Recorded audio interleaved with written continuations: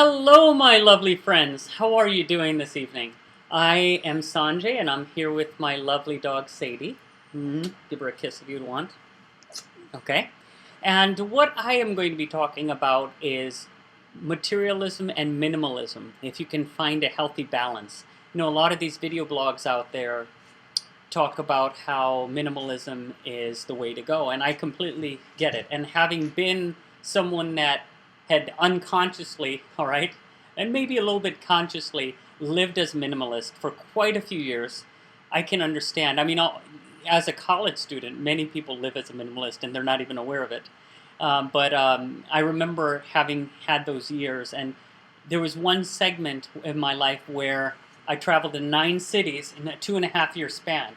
And I lived in 9 cities, I should say. And I traveled to 25 countries. I stayed in 4. And what I can tell you is that, from the time I was little, I've been traveling. And you don't need a lot of material things. That is true. However, what is wrong with having the creature comforts? You know what I mean? A place to have a bed to call your own. When you travel around, it's one thing to go from hotel to hotel, host family to host family, hostel to hostel, and to live, and thrive on a variety of experiences. I know, been there, done that. And you can always get new experiences. You can always have new experiences right wherever you are. But I do want to tell you some reasons that you might want to think about. You might want to keep some things in mind. I know that you hear about people in some of these video blogs. Hey, I live out of one bag. Yes, and that is exciting because let's prove it to ourselves that we can live out of one bag, right? And I'm just saying, you could do that. That's great. More power to you. And having done something like that, having had 6 bags and traveled around, it is kind of exciting because you could go wherever you want and you could do whatever you want. You meet all sorts of people, all of that. And there's nothing wrong with the minimalism. If that's the way you want to go, that's great. And you don't have to worry about what other people think. That being said, I want to share some things. There were a couple thoughts that I stumbled upon yesterday that made me want to create this video blog. Number one was I was listening to HayHouseRadio.com, which is an awesome radio station. If you haven't listened to it, listen to it. Carolyn Miss spoke on this idea of, are material objects bad? And material objects in and of themselves, just like money, those things are not bad. It's the love of all these things that are bad, right? If you love these things so excessively to a fault to where they replace your human relationships, that's where we have an issue. But you can do a lot of good things, as you might have heard, with money. So you can travel, you can buy the material things you need. This actually leads to the second point that I came across yesterday, which inspired me to create this video blog today, was there was a guy that was responding to a minimalist video blog. And he said, what did he say? He said, I have a lot of hobbies, a lot of sports that I play. And I need certain materials for those, certain pieces of equipment for the sports. I think he named hockey, he named mountain climbing, he does these things. So you need equipment for your sports. He said, so a minimalist lifestyle may not work for me. And that's great. So what I realized is that inspired me with some of my own points here, the tools of the trade. You need your physical tools for your career.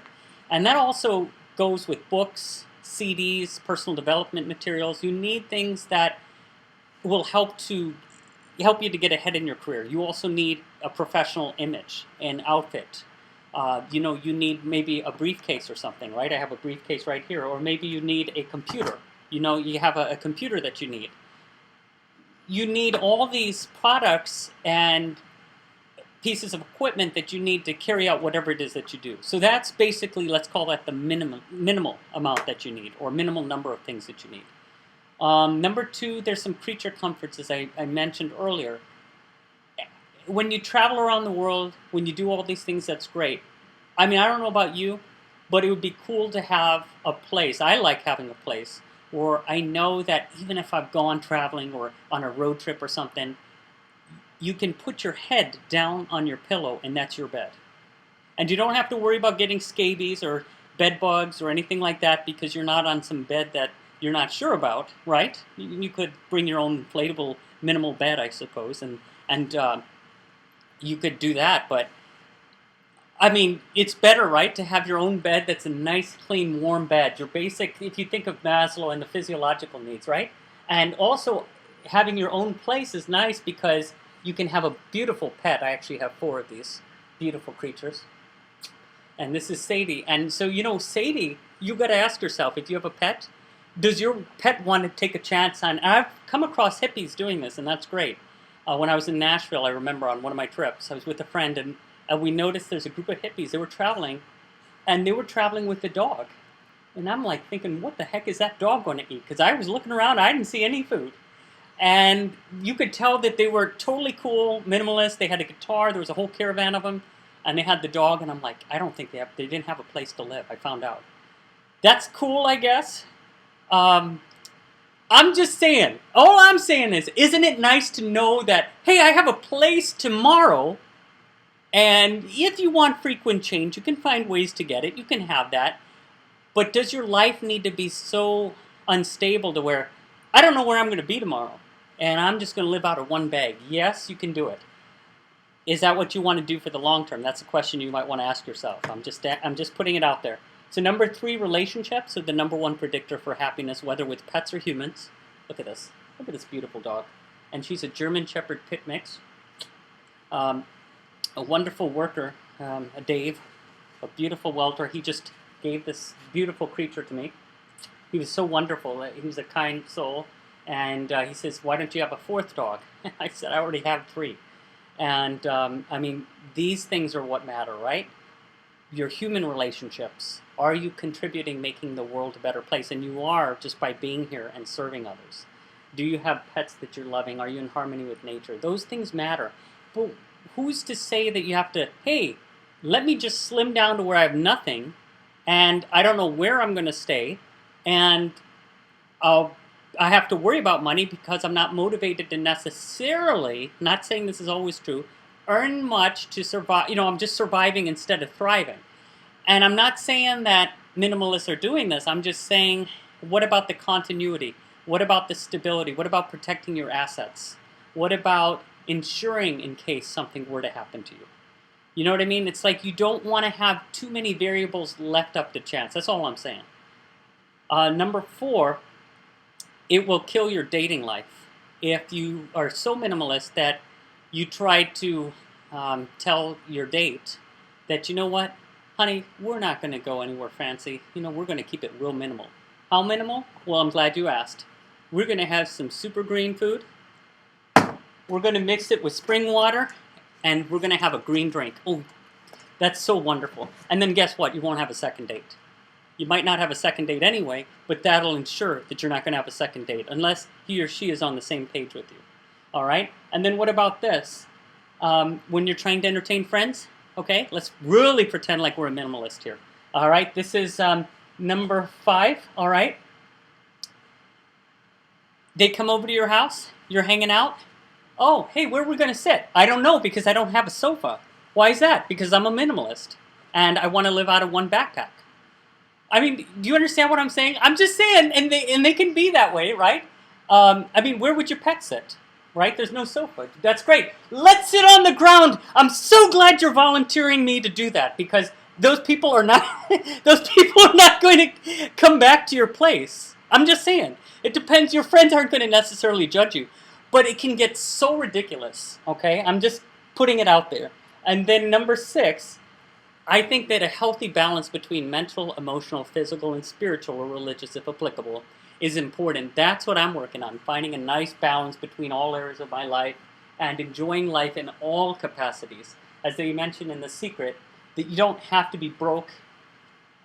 You don't have to just have few items to really enjoy life. There doesn't have to be this idea that you have to be a martyr for your cause in order to enjoy yourself. I mean, what's wrong with finding the right balance for you? That's ultimately what matters, regardless of whether you want to be a minimalist or a maximalist or somewhere in between. What works for your lifestyle? What are you willing to commit to and live your life to? Like, how do you want to live? What do you like to have, and in your life in all areas?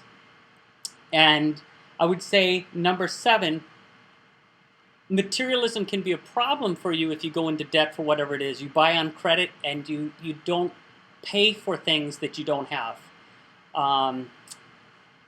So, I believe credit cards are wonderful in terms of accumulating, let's say, airline mileage or things like that. I have one for airline mileage. I think that's great.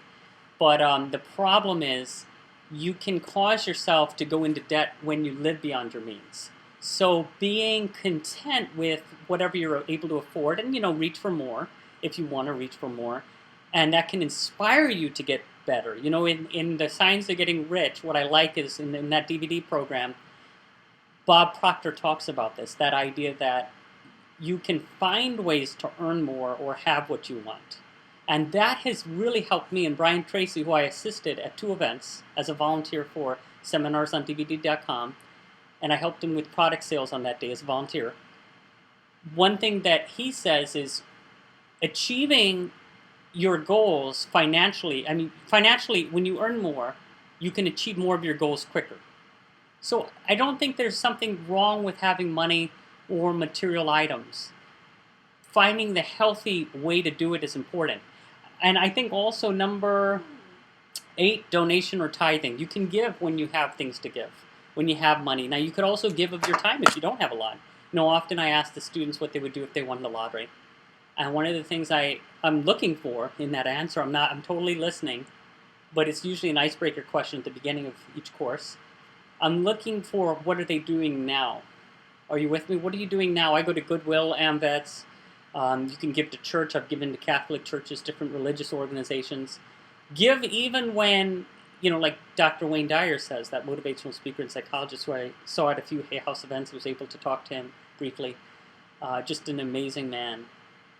Give even when it hurts to give or what might be tough for you to give, all right? And you can give whatever you don't want to use. That's perfect. It's really powerful to give something that you valued and you want somebody else to value. I've noticed that when you give people things that they don't know how to use or aren't as appreciative of, then you got to watch out. I remember giving my neighbor a bunch of furniture, like she had just moved in. And you could tell, one of the lamps had to be glued. It had to be repaired. And I basically, all of the other furniture was nice. And I told her, it's just this one situation with the lamp, it works, but it needs to be super glued. And that was what she had noticed. And I totally get it. I think just showing the appreciation for what somebody could offer you and being grateful, that's what really, it's like you're giving a material item to another person and you're seeing that they could use it. However, how it's received is on them. And, you can still rest assured that you gave. But I also noticed that giving when somebody really is going to use something is important. Okay, that's really important. Now, number 9, I would say investing, being worth more in liquid, finding a way to be worth more in liquid terms, financially in money, versus material items, so that you can invest and do more. You can continue investing, and eventually your money is working for you to where you can have more free time and work, but you're not stressed about things because the money is coming in. And then 10 is to be of service. That idea of giving back and making a contribution. And so I think finding a way to focus on your priorities in life is, you can do that regardless of whether you have objects or you don't. A lot of these minimalists are making a lot of sense. I really admire them, that they're living along their visions, and they've prioritized what's important. I just want you to know that there isn't anything wrong with owning a house or renting an apartment or having a vehicle. You don't need those things. I know people that have sold everything. And I had one boss from a university I taught at some years ago, and she sold everything, and she was of non-Indian descent, and she moved to India to go on a spiritual pilgrimage. So she had to get her paperwork in order, the visa, all of that. And she had a very nice position.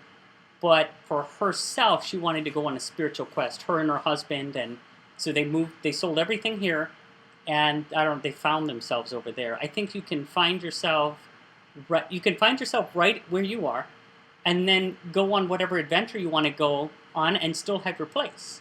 I think you could chuck it all and just throw yourself into wind's chance, just the chance of the wind, just wherever it blows.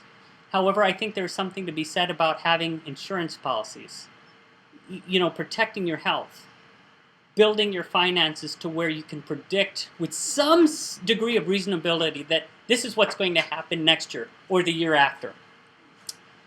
Within a certain amount of reason, I think that is important. And you have to find what works for you. So I've given you some points and food for thought. I'd love your thoughts if you want to respond below in the comments section. Again, I'm not slamming minimalists. I've lived as one myself.